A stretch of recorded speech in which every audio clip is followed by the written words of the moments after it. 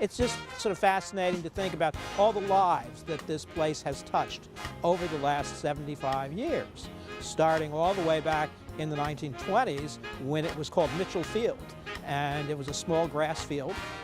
There were a few planes that come in and out, but for most people who lived in the Lehigh Valley before World War II, this was the wilderness. We have testimony from a lot of people who worked there. This was top secret. You didn't hear about this plane until, it was after. As one person said about security in World War II, I wouldn't tell them anything, and then when it was over, I told them we won. It was not till September 12th of 1943 that it was dedicated. And an Admiral Davison, Naval Aeronautics, came out here, and he had about 2,000 people. They say that because of wartime security, they kept it down. They probably could have had a lot more people out here. And Vultee Street was like a runway. And so they could see the planes going back and forth on this runway.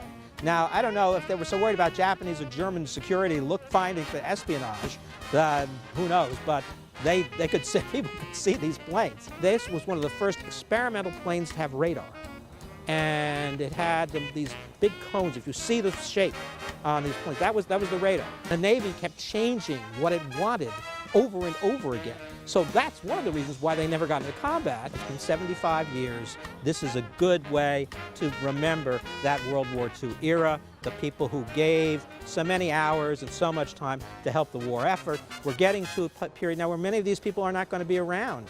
And it's good at 75 years to celebrate them and what they contributed to the war effort.